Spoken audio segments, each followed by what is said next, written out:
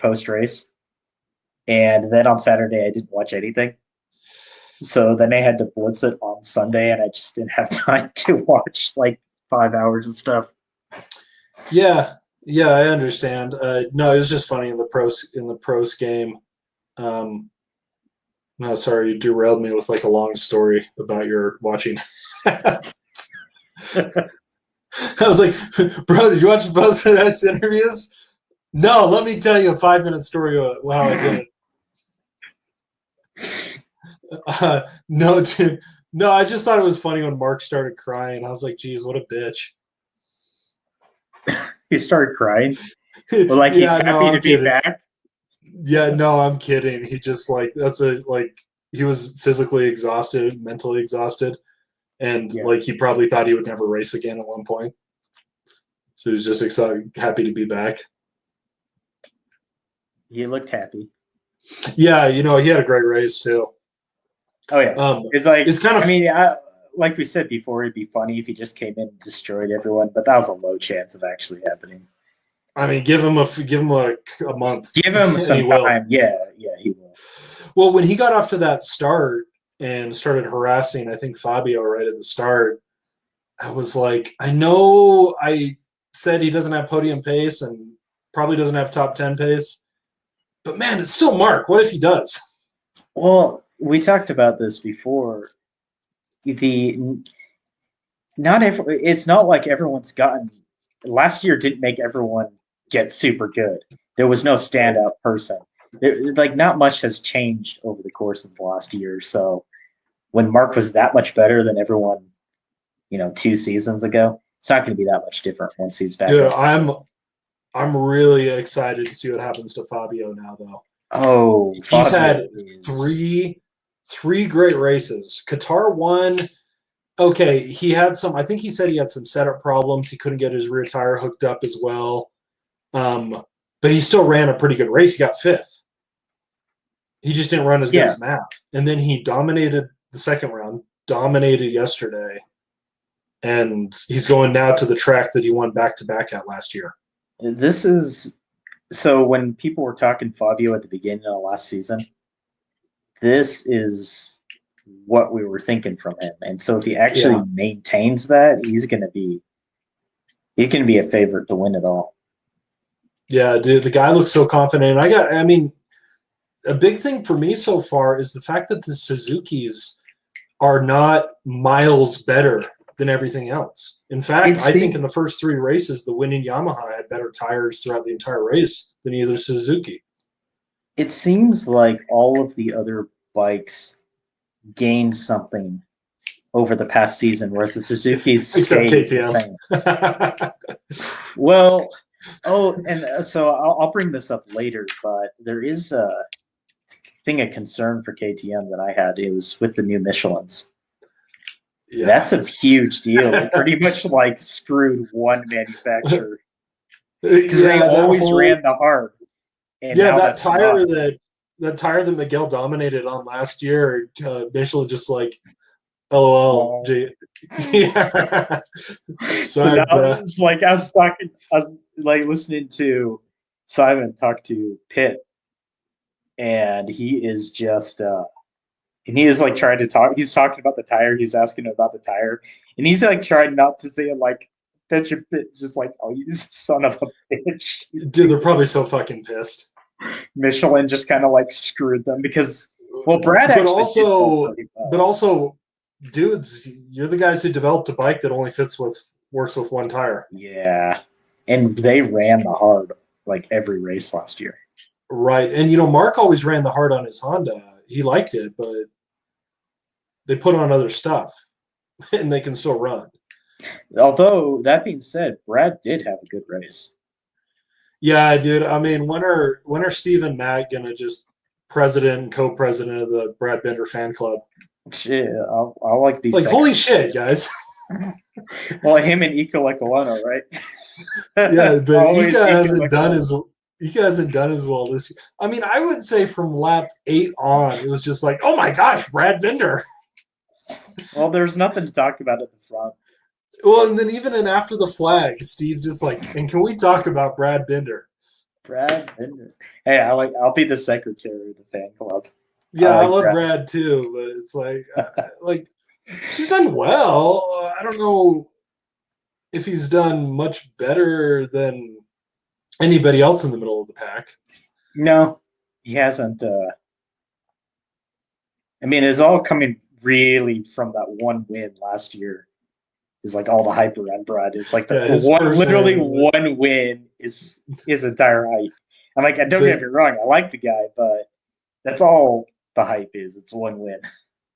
Yeah, I think it'll be really interesting to watch KTM this year. I think they're going to take a step back relative to last year. They already have, but they in that condensed season last year, if I remember right, pretty much every race for the first part of the year was very hot conditions, and they were just running that.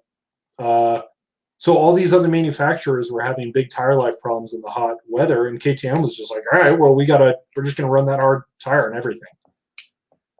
Yeah, and it worked out. Suzuki was the only one that was able to weather that. But yeah, the Yamaha looks great. They figured it out. Except for poor Rossi. Dude, Rossi looks like dog shit. He looks horrible. Bad. I mean, they're not dwelling on it. He looked pretty good. I mean, let's be honest. I thought he looked good last year, except for towards the end of the season. I did too. But this season, he just nothing. Horrible. He looks old as fuck too. When he's sitting in the garage talking, he just looks old. He didn't look this old last year. No, his body language is just the winter off is just like his body language is terrible. He's like walking around like kind of like lanky armed, like head out. I know that part of the reason is he's wearing leathers that kind of make your arms do that. It is really but he's funny. Still doing it. It's really funny seeing the guys like walk around in the leathers. They have their head like way stuck out. I know. I'm like picking on Rossi for like the posture that the leathers make you walk in. And especially when their airbags go off. Because then it's even more. Kind of fat man in a little coat type thing. That's really what those guys look like. Dude, freaking Alex, man. I like him because as soon as he wrecked, I'm just like classic Alex. I was like, son of a bitch. And finally, Matt and Steve are kind of starting to call him out on that because I remember he's been doing this for a few years now, not just last year and the year before. And Matt would always say something to the effect of, "Oh, very uncharacteristic of Alex," and he was saying that through like middle of last year. And I was like, "Dude, Alex is a crasher." Yeah, he's like a choke artist. Like he gets in a position. He was about to win. He was about to win Le Mans last year. They didn't mention that. They talked about the other race he fell off at a podium position, but he was in second place on a great charge in Le Mans last year in the rain, and he dumped it. Now he wasn't going to beat Fabio, but he wasn't going to beat. Yeah, and that's the thing. I get the feeling that because I still think Alex is a more talented rider than Johan.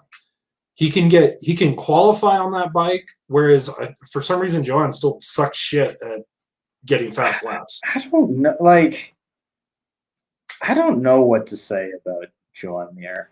He seems to do well, but he doesn't.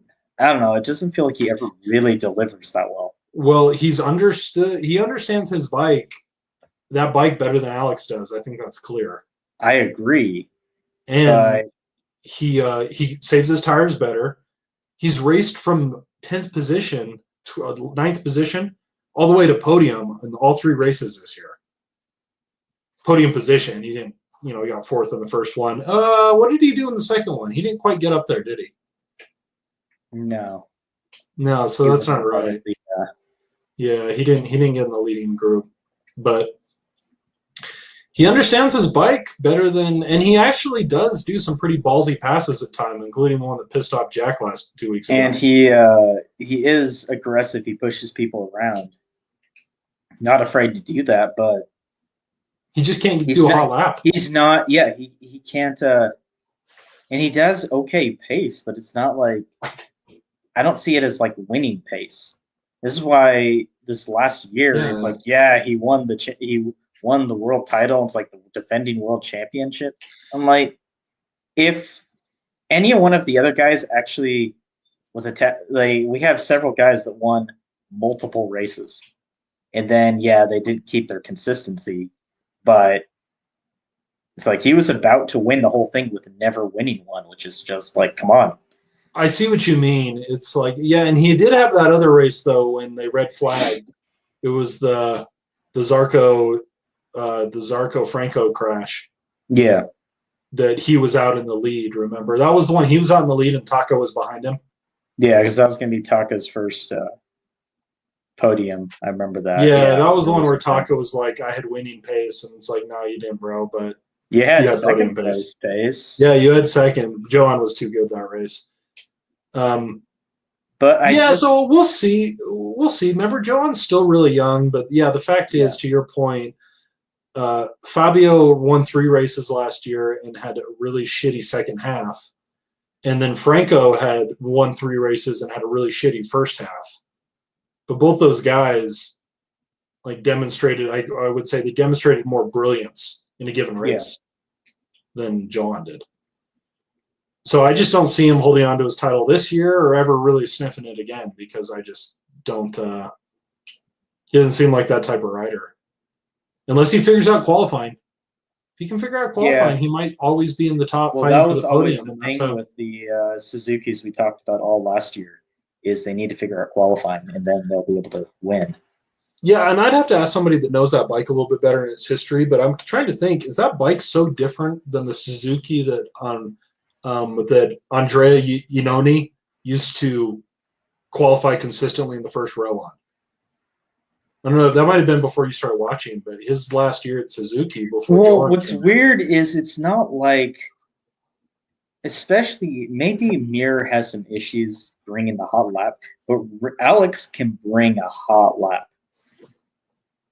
But this goes back to why I said I think Alex is a more talented rider, but Johan is a better smarter.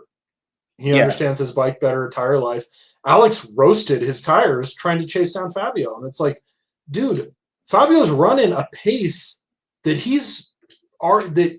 Fabio's running a pace that he kind of proved over all the practice sessions that he was capable of running. Especially FP4, he was just solid. Like lap after lap. Alex, you're running a pace, and I know you like Alex always does better on a Sunday, but it's like you're running a pace that you've never run the whole weekend. And Fabio's not braking; he's not slowing down. And to be honest, that whole they all mention that quite a bit. Oh, some people they find something special on Sunday. They always said that about Rossi. They said that about Alex. They say that about Brad Binder. I'm like, yeah, there's like Sunday man. That to me isn't a consistent winner. Is somebody that is a Sunday man. The people that can deliver and make consistency throughout the other free practices, like Fabio, like Marc Marquez, these guys are the ones that win. Like they don't just suddenly out of nowhere are only good on Sundays. Yeah, so I don't know what Alex was thinking he could run that kind of pace. And they did mention it after the flag, saying he had some warnings on that tire that it was not going to last. He had some warnings and he didn't back off and manage the gap. He was still trying to push Fabio into a mistake. And like, I mean, to be honest, Fabio doesn't fuck up when he's in the front. No, there's a couple guys that once they're out front, they're not losing it. And especially when you're out front, you have clear air, your tire's in a better position. You've been consistent the whole weekend. Well, especially that track, you can run your line. Yeah, and so I guess that's where the smarter play would have just been like, I'll take second and not roast my tires. Smarter play. He could have beaten Zarco. And Zarco, speaking of his crash, I think he burned his tires too, trying to push the pace. So it sounded like Alex. From the post interviews, what happened was he ran wide on that corner. Yeah. Or he was braking late. He fucked up his corner. And then to recover it, and he was kind of already losing the front, pushing wide. And then to recover it, he dropped into first gear, where that's normally a second gear corner. And when you drop into first gear, it the engine braking got even heavier than normal. And so it pushed him even wider. Okay. I think that's how that worked. And push him a little wider. Anyway, that's what I was listening after the flag. They said that his... Yeah, that's what it seemed a little... He dropped another gear, got out into the dirty part of the track, and ate shit. So when Alex wrecked, I was kind of nodding. Like, yep, that's about what I expected to happen. When Zarco, I was surprised at. Yeah, dude, Alex was running 139, mid 139s. I was just like, dude, Fabio can probably run that pace. He has shown it. I don't know what makes you think he could run that. checked when Fabio got first. He checked out basically.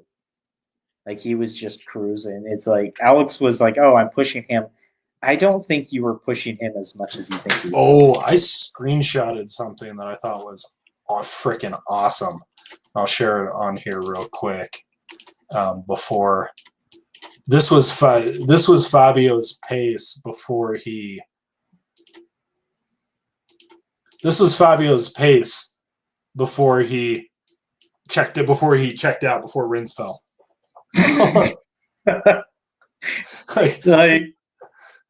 like holy shit! Like that. Like Fabio, come on. Like. Yeah, dude, fastest lap of the race on lap 17. His fastest lap. Give me a break. So yeah, Rins thought he could hang. Zarco had the right idea. Zarco had the right idea. Like I said, Zarco's pretty good strategist, it seems. Yeah, like truthfully, I mean, yeah, I know he fell, but I think he's looking great. He's looking like the best Ducati. Yeah. Overall. Yeah. Well, Pecco. Although Pecco is like that brings up another thing.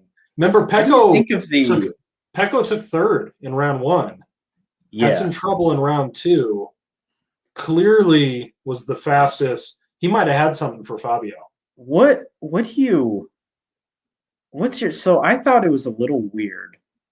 And so maybe you can explain it better to me.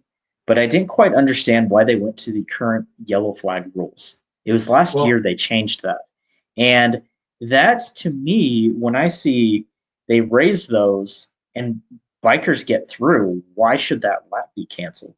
Because that has screwed so many racers out of pole position, and that screwed Pecco. Well, I thought the whole qualifying round was bullshit that whole qualifying round, I was pretty pissed afterwards. I thought it was bullshit. And I thought about it. I'm like, yeah. Probably they need to tweak it, but I didn't think it was horrible. The idea is that you don't see that yellow flag unless you're behind on the circuit. Yeah. The guy that went down is ahead of you, right? Yes. And so if you're behind that, your lap gets canceled. It doesn't count. They have to do, because if they don't, what'll happen is guys won't back off their hot laps, and when you don't back off a hot lap, you're more likely to there's debris. It's not that there's debris; it's that there's a rider in the gravel trap. Okay. And if you bin it on his corner, they've had some pretty serious accidents in MotoGP, and all levels of motor racing, when a guy's in the gravel trap and another bike hits him. Well, I guess the point is, so I don't know, is it the guys, it seems like Pecco just kept flying. And does that mean he didn't notice them, or what is going on to where? So I still don't. It seems like if they back up, the lap won't matter anyway because they're going slower. I just don't see why it cancels it. I guess to motivate the incentive. The incentive to keep going. Yeah, because if your lap didn't get canceled, you're like, Zarco fell, fuck him, and then you just keep running. I've just seen so many times that it screws people out of pole position. I was just like, this kind of sucks. I think the tweak they need to make to it, but you can't back off too much; you'll lose heat in your tires. So you have to stay. You might only back off a second or two, but that's the difference. I mean, these guys are on the edge, so that's the difference between trashing it and doing a pretty safe lap. Well, and Pecco obviously did not back off. No, on that lap. He placed the hottest lap of the qualifying by a long ways too.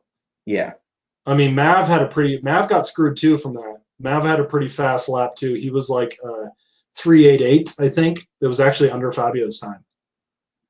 But Pecco had a 3.84. Yeah.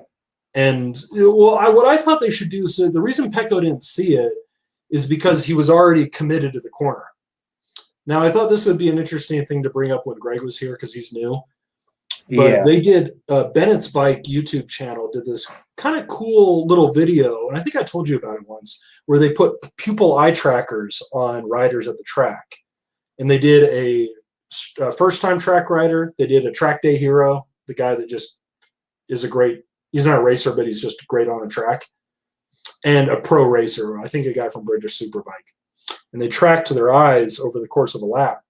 And it went as you predict. The street riders just all over the place. Look at that curb. Look at that whatever.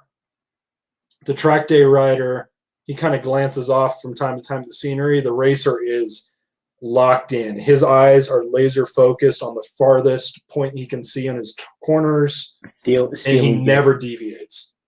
So when the second Pecco sees that corner and he's leaned and looking at it, like, oh, like I can back way up. Like he's like this, and oh, there's a yellow flag way over here. It's like you're not seeing that.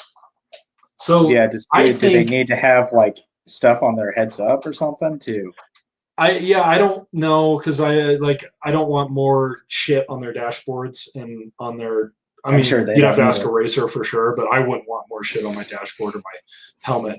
I think what they should do is change the barrier, the line from which you get penalized.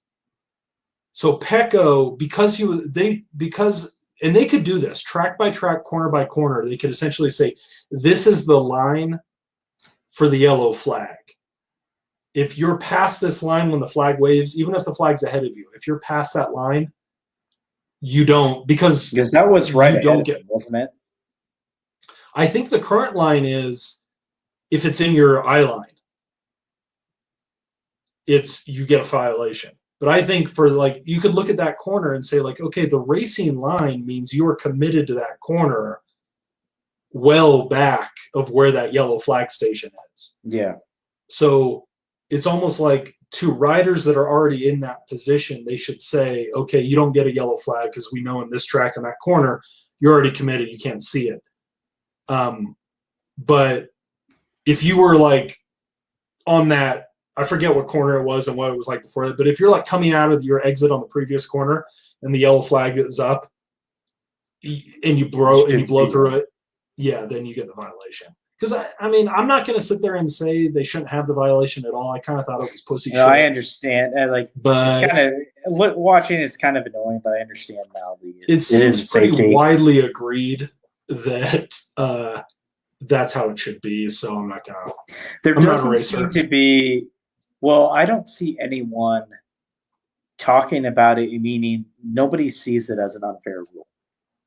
Yeah, I didn't really see any. I mean, you had times where, like, when they mandated airbags in the suits, you had guys like Jorge Lorenzo saying that was pussy shit, essentially. And he didn't wear one for a while. They came out. I mean, he had to once they were required, but before they were required, all the riders were doing it. Jorge didn't. But I haven't heard anybody knock the yellow flag rule. Mav was pissed about the green curve violation. And it really looked to me like what happened was his tire deformed a little bit on exit and just triggered that sensor. But, you have to have an objective hard line on that. Or else it's just going to be back to the old, well, we're going to eyeball it. And maybe you can say the sensors are too sensitive or whatever, but nobody else had that problem, Maverick, so sorry. Speaking of Mav. Oh, can I say the funniest thing of the weekend for me was Maverick in FP4 running. Was it FP4 or FP3? I think it was FP4. Yeah. It's FP4. He ran the entire session on old tires, and he did like 30 laps on those tires. Yeah. Right?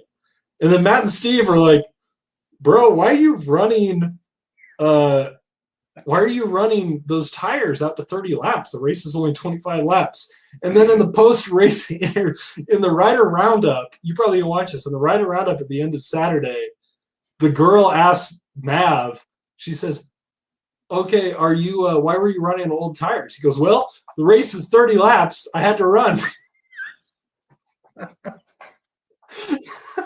Oh, It's like, Mav, it's not 30 laps, bro. I love the guy. I was like, I don't think anybody noticed that. Anybody gave him shit for that. I think I was literally the only fan that noticed. Like, I didn't remember hearing that. Race was 30 laps. And then the girl, like, you know how it is when the racer tells you something. She probably was like, oh, I thought it was 25, but you're not like gonna correct it. Well, it's just anything when someone so like authoritatively says something, you're like, oh, okay. Then you think about it, like, no. Like, I'm feeling good. I'm feeling good. I'm so happy. This is the most important thing. I'm testing the tires over race distance, 30 laps. So happy. Yeah, I don't know what the fuck happened to him. Dude, what I like. First, they were saying it was mechanical, but then halfway through the race, he started racing at a good pace. So for the first half of the race, he moved up quite a bit at the end. Yeah, there's racers that crashed, but he started running close to like where he should have been in the top 6.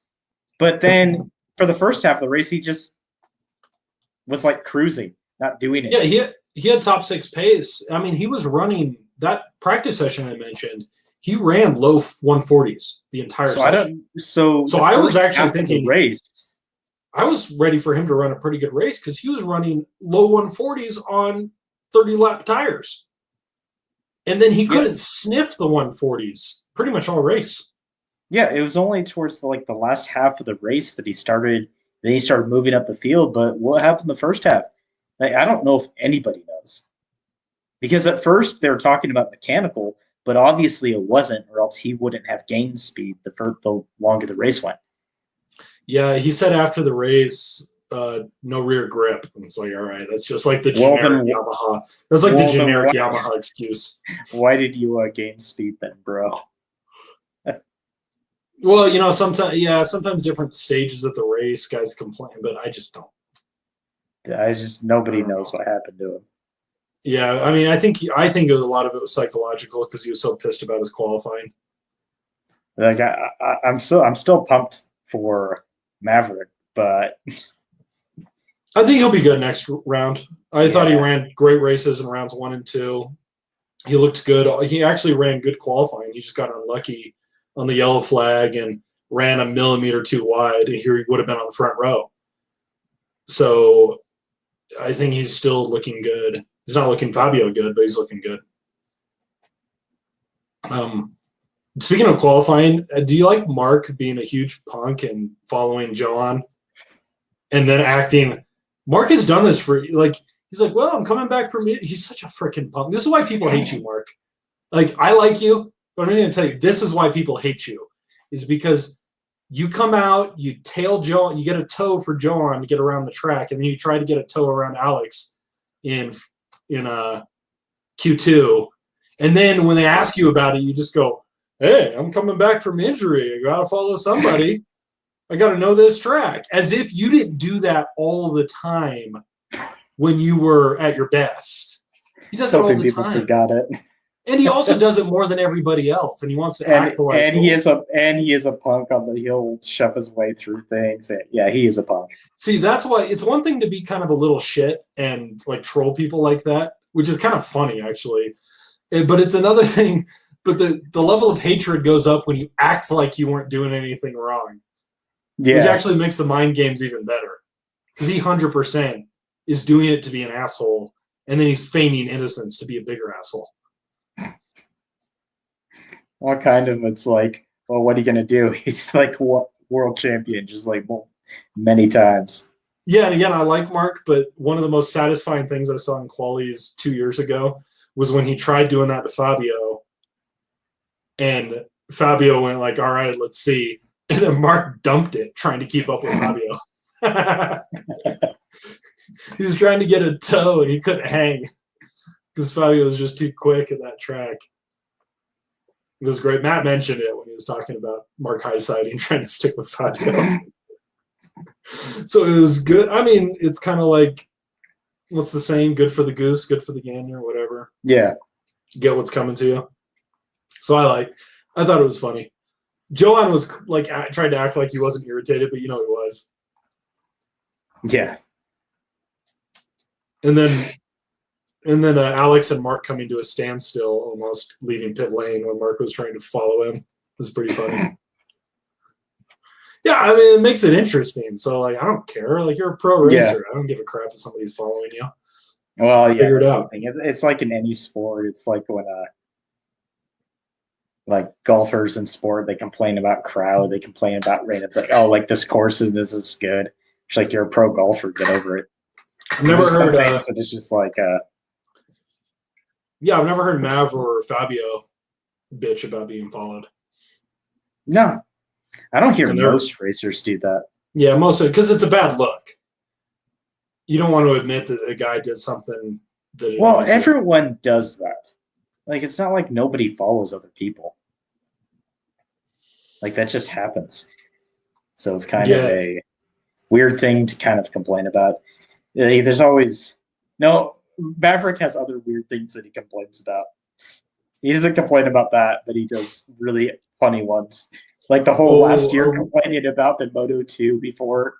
He's the only racer complaining about this race Moto 2 ran after. Yeah.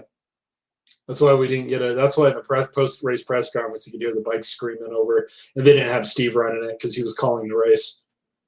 I don't know who did the post-race interview. It wasn't Amy, some girl, or the post-race presser. Dude, Dorna's coverage is starting to piss me off. Whoever is in the booth running the camera, the direction where they switch cameras and shit, that's really starting to piss me off. It's not as I see they like constantly missing things. Yeah, exactly. And in free practice, it's fine. Even in qualies, actually in qualies, I sometimes hear it in Steve's voice that he's a little bit annoyed because they have a guy on a hot lap in the fourth sector, and the cameras are showing some fucking like Vale, being 5 seconds behind pace or whatever. Well, and there's been multiple times they've said, "Where's that?" I guess we didn't get that camera shot of some event happening. Sometimes they just don't have all the cameras running. Well, that happens, but it just seems to happen more than it should. Yeah, I just think because it's like watching some NBA. I used to watch a lot of NBA back in the day when they really started getting more cameras on the court, and they were always switching stuff, and you were getting mad because you knew a different camera had a better angle. They eventually figured it out.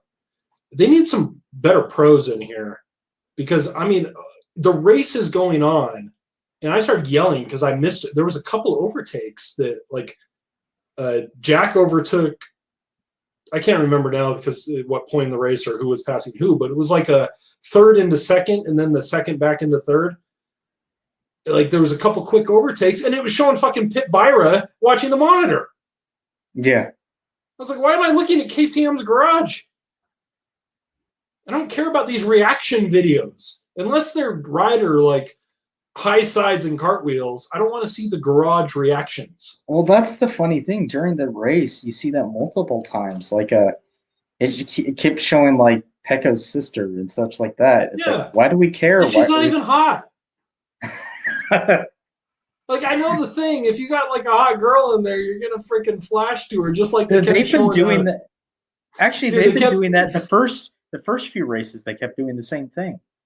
I know, but if these girls didn't have their masks on, they'd be getting shown a little bit more. I think it's like I think Georgie, Martin's girlfriend, is really hot from what I remember, like seeing some of his Instagrams, and she's always in the garage with him. But I think she had the mask on the whole when he was running his epic race 2 weekends ago. I know, but it is. It's like, here's a race going. Why do we keep showing the garage? Like, you can do that during free practice, but like all the time it's like showing Mark's dad, and he's just like sitting there staring at the screen, and that's it. That's the whole shot. It's like 10 seconds. Mark's dad just has like a "I go anywhere I want" pass. Seems like it. Yeah, because like when your son's the 6-time MotoGP world champion, 8-time overall, and your other son is also a MotoGP racer, Moto2, yeah, you just do whatever the fuck you want. Good for him, man. Got those racing genes. Got those racing genes. They keep commenting on it, and it's funny. I know. Because it's like, wow, it's crazy. Like, nah, it's just how it goes. It's called pro athletes, man. It's called genetics. Yeah. You see it in all sports. It's always, the brothers. So, Dorna's coverage has been pissing me. One thing I think they could, Steve even bitched about it in a couple of the when they were doing the rundown at the end of the practice sessions and they were showing the top 10, the list, and then it would like scroll through. Steve even said like that it always skips to the next screen too quickly. I don't think he is, but I just imagine Steve is like behind the scenes. He just like bitches at everybody for not being like, because he's actually he misspeaks from time to time. The camera comes off, and Steve and Matt just start like getting pissed. Yeah, Steve actually strikes me as somebody that can be a bit of an asshole when he wants to be, but also somebody that like preps the shit out of his work. Like, meaning he definitely is not the guy that waltzes into the booth and just starts yapping. No, kind of more the asshole because other people aren't as professional as he is. Right, like he lives and breathes this stuff, always knows his shit and is on top of it. So when like when he's in a press conference and they can't figure out the microphones or the cameras and shit, he's like, and back when the whole media used to be in the press conference before COVID, he'd be like, "Can everybody shut the fuck up, please? I'm trying to do my hair." He wouldn't say that, but it's like, "Quiet, please." Like one of these days he's gonna be like hungover and snap, and it's gonna be great. I'll be on his side too because he is a pro. So yeah, he is very professional. If these like assholes can't figure out how to switch a camera to like actual overtakes, yeah, you can almost hear it in his voice. He's like, "There's a guy about like pole positions in the 4th sector. Why the fuck am I looking at this joker in the 2nd sector?" Well, it also is. It's like they're like, oh, they do this and they've done this in other sports. It's like, oh, this particular athlete is popular, so we're going to show more of him. Like, let's keep showing shots of Rossi, even though he's complete shit this year. They didn't do that doing absolutely no. Rossi barely got any screen time this weekend because it's just like he's not doing anything. I can't look. Like Mark got a lot of screen time, justifiably so, because everybody wants like Rossi. It may be time. Well, it certainly will be. Like, if he doesn't pick it up, there's no way that they're renewing. Well, no. Petronas is like, I know the Petronas bosses are probably pissed. It's like, son of a bitch. We knew this would happen. We didn't want this guy. We wanted to bring in another young rider because we're an up and coming team. We got Franco's freaking awesome, and we wanted another guy to groom into him. Instead, we have to like sit there and pretend that we give a shit about Vale, 42-year-old. Yeah, it's like Michael Jordan when he came back. Yeah, it's like we'd actually like to develop the future because we had an awesome we had the best team after Suzuki. We had the best team last year, and so like instead we're having to like deal with this shit.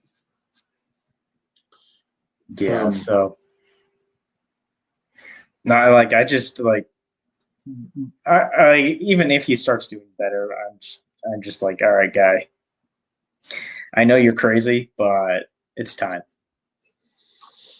Yeah, I mean, two finishes out of the points, and then maybe he got in the points on one of the races. I still want him to get his 300th podium, but I think it's 200s. Is it 200s?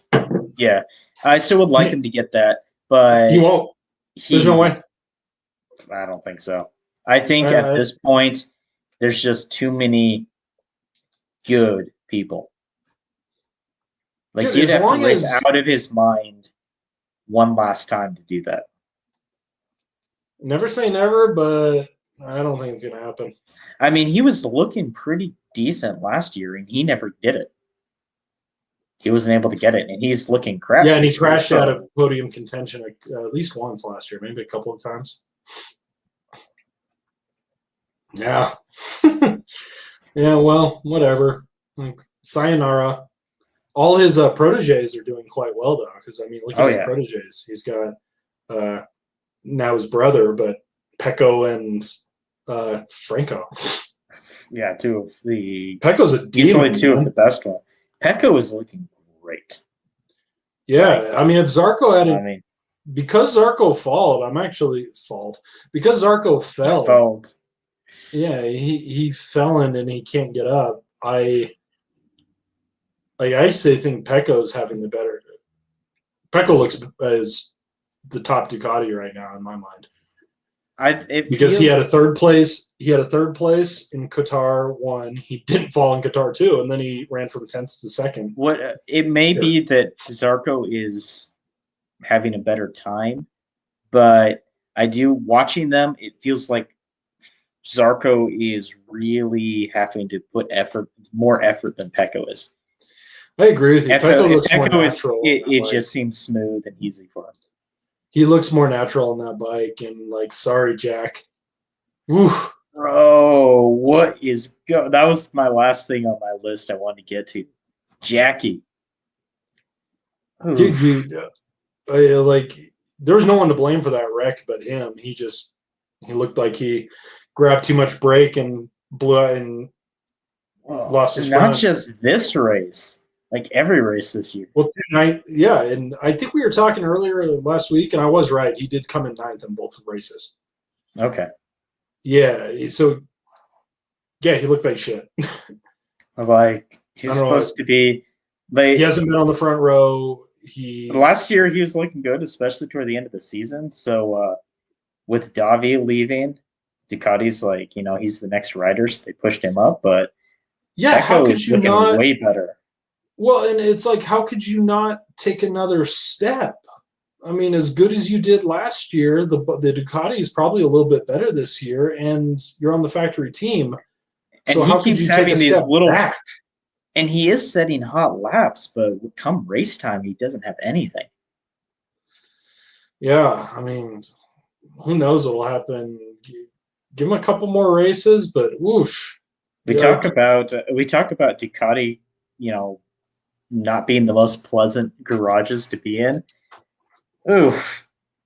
I can't imagine how nice Jack, it is right there for him.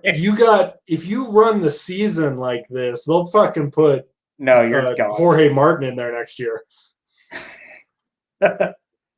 If you throw Jack back to Primac. And Zarco's number one on Primac. I mean, that's one thing we've seen with any factory team, but especially with Ducati, it's they'll replace Jack with Zarco. Keeps running like this. Yeah. Well, I mean, how good would that team be? I mean, so far at least. Zarco, Pecco. Jack can figure it out. He's very good. But no, he is he has some crazy good laps in qualifying in some of the best, but it's come race time, all 3 weeks so far. Yeah, it's weird. Who knows what happens to 2021 Jack, because we saw him make such progress in his race maturity, pace, and all that. It's like he's overthinking it now. When the last year he was just more like, a good eye, mate. Like, we're gonna ride some bikes, and he just kind of went. And it might be psychological too. That now he's in the number one slot. He needs to deliver. Where that was all. Yeah, he's over. Yeah, I just think he's overthinking it all. Where he just wants to in the past. It doesn't seem like there's any mechanical that I can see. Yeah, it's all just him. Jackie in all the last years is just roll out the bikes and then let's drink some Fostas afterwards. Yeah, there was a little wonder with last year, at least for me, how are Ducati's the bike doing? But this year the Ducatis look great. Yeah. Everyone's delivering except Jack. Yeah, and they mention it several times. Well, I guess Danilo, but well, Danilo. What do you mean? You're mixing it up. Danilo was Ducati Oh, last year. He's yeah, he's he on the got moved KT. on. He's on the Tech 3 KTM. It's almost the same red. That's like as soon as I saw that, Well, especially if you have your laptop with your nightlight filter on. bro, got to have the blue light filter. If no, I turn off the blue light just for when I full screen MotoGP. If I have MotoGP in the corner, I still have my filter on. But when I full screen it, I take it off so I can actually see. That's a good. That's actually been messing with me because some of the colors are too close for me. Yeah, that KTM orange and the Ducati red look a lot alike. And plus, Danilo's been on the Ducati. Danilo's been on a Ducati for like 4 or 5 years or something like that. Yeah, so then, I mean, he's looking like garbage, but well, he's not doing anything. Yeah, and it's just getting him learning that bike. Who knows if he'll ever figure it out? But I was going to bring up Danilo in talking about Jack because Danilo was in a fight with Jack Miller 3 seasons ago, 2019. In 2018, he was in a fight with Jack for who would get the factory slot because Jorge Lorenzo was leaving Ducati.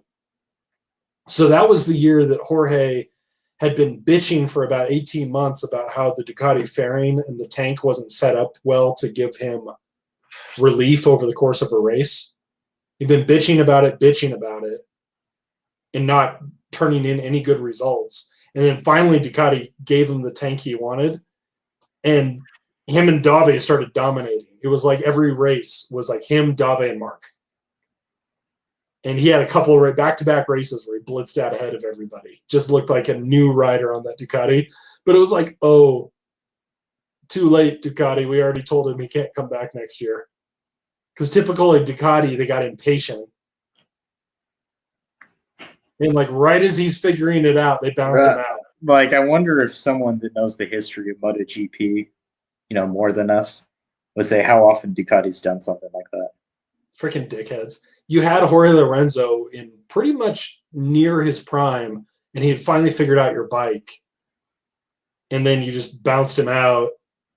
He went to Repsol Honda, rode like shit for half a season, and then retired, or most of the season, because he just couldn't ride that bike for whatever reason. But he figured out the Ducati, and then so when he left, it was a competition between Jack and Danilo, who were both on Pramac Racing, to see who for the extra slot. Danilo beat out Jack by performing better, but it was funny. Like there was no honeymoon period for Danilo. Like the second you come into factory Ducati, they expect results. This is why, like Jack, you're God. Yeah, you don't figure it out. Like not just figure it out by the end of the season. Figure it out now.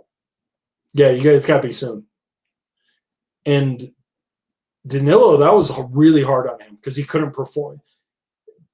I mean, he's a good racer.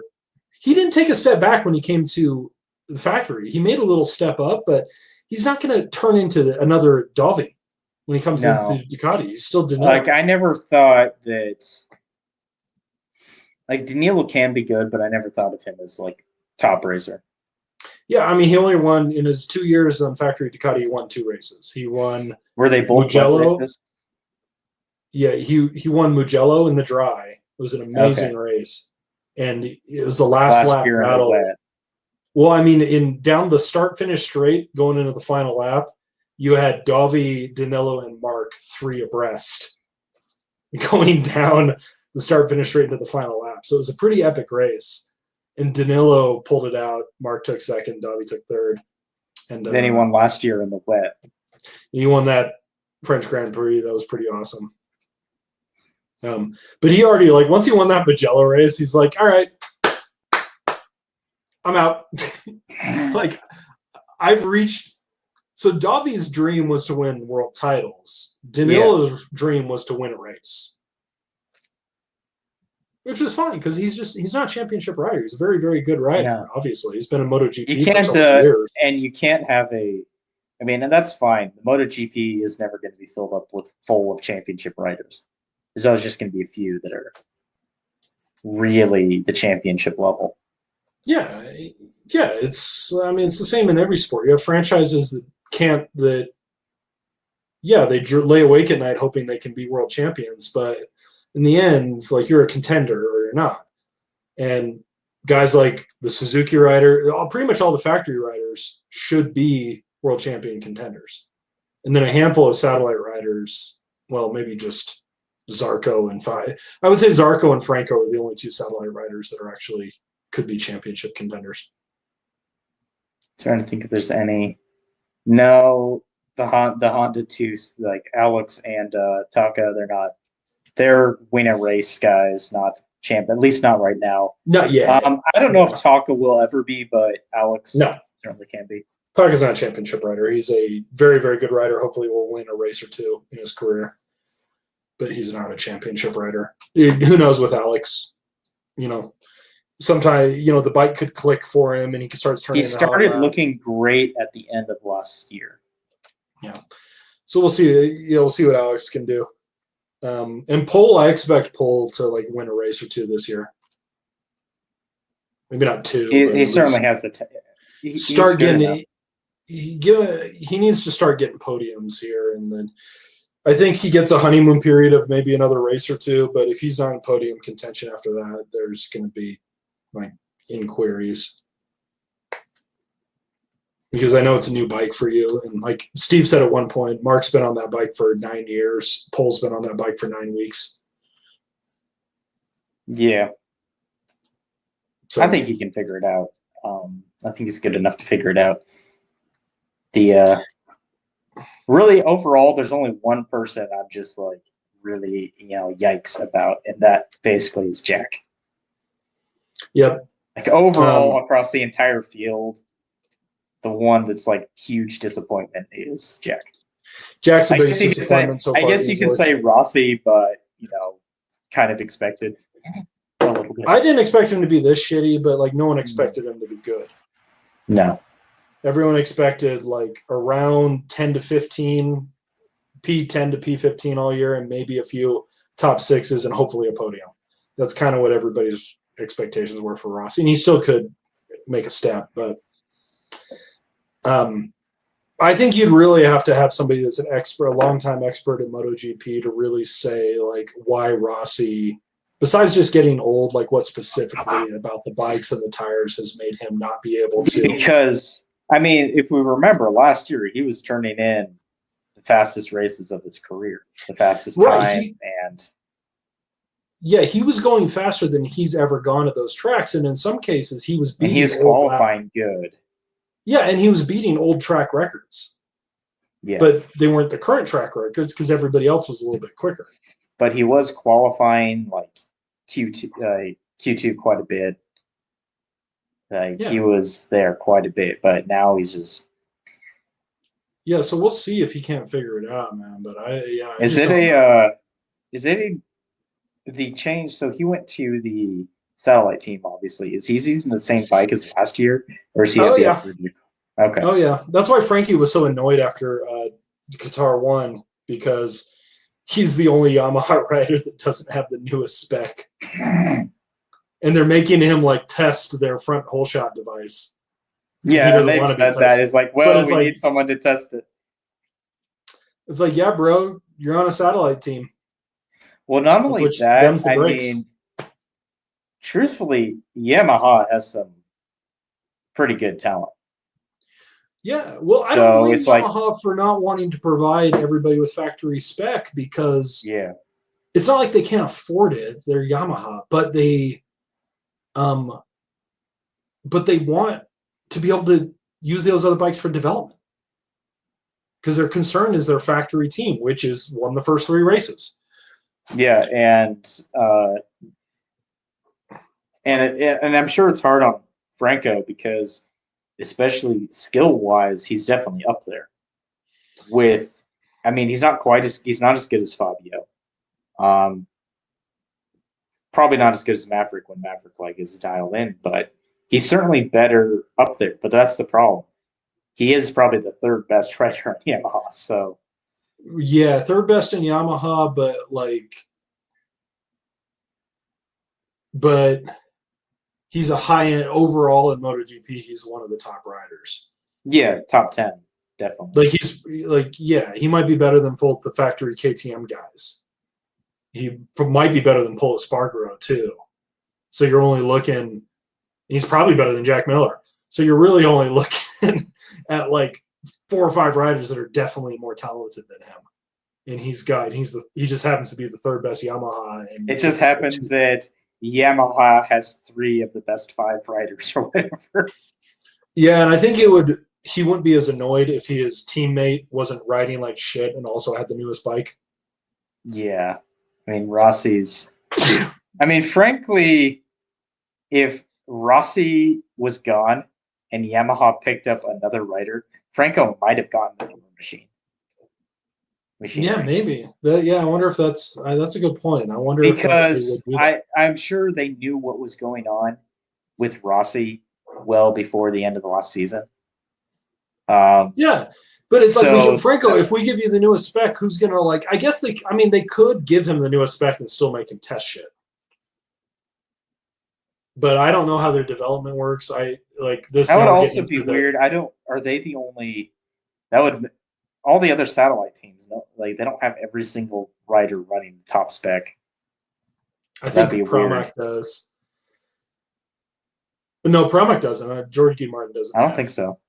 Yeah, he doesn't. I think. Oh, maybe Honda. I think both Alex and Taka have the newest spec.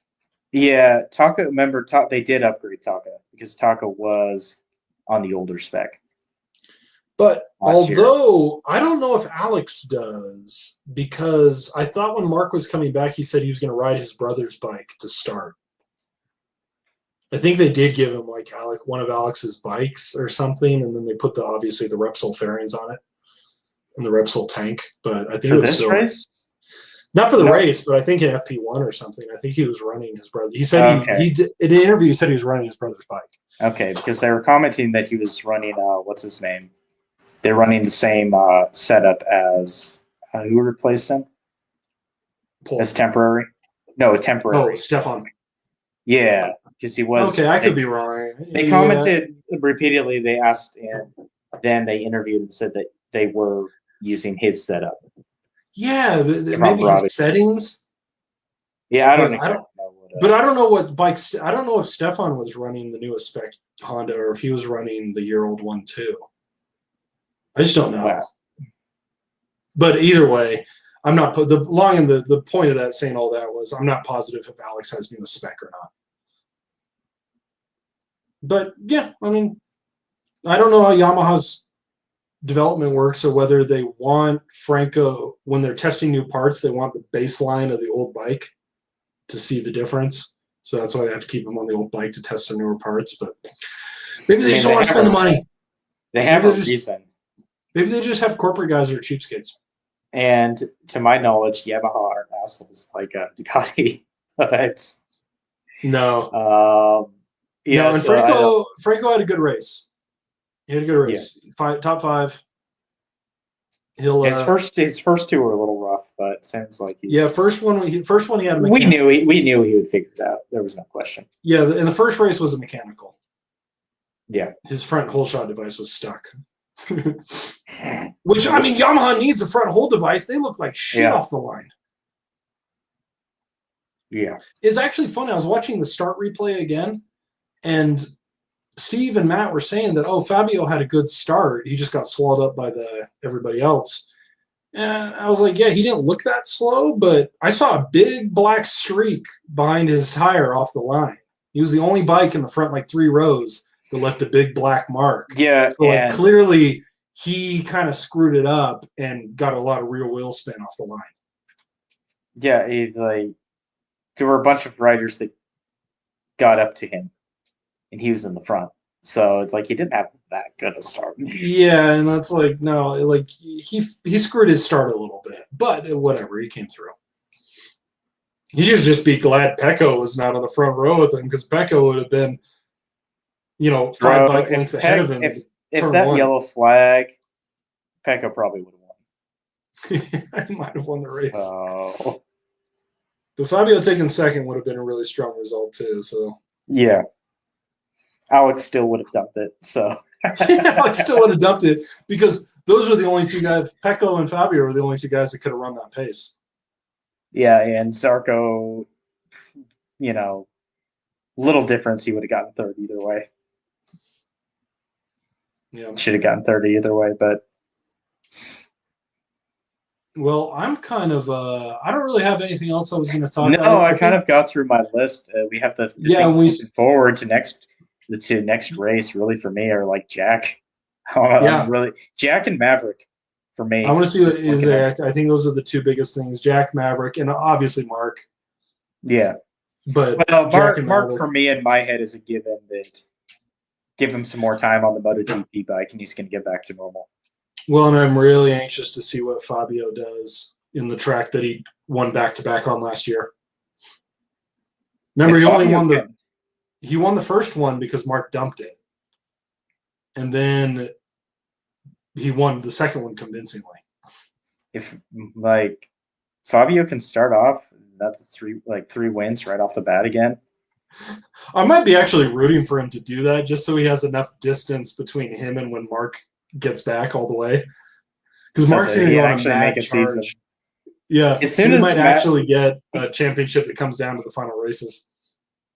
Yeah, not because everybody's kind of switching places. Yeah, and not because Mark wraps it up with 5 races to go. Yeah, truthfully, at least looking at it right at this point, I mean, obviously with the wins, but just consistency.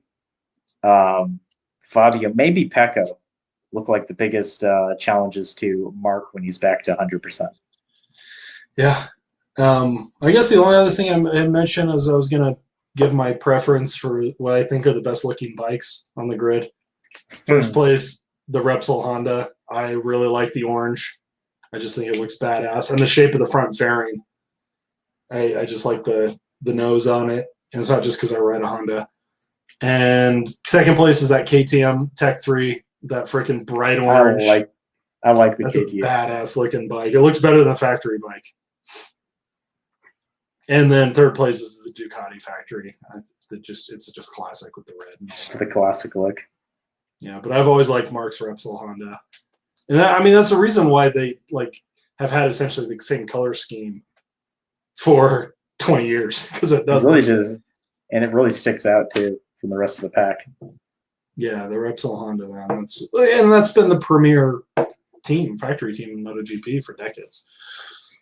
Even as other manufacturers have won, Honda's Honda. What about helmets?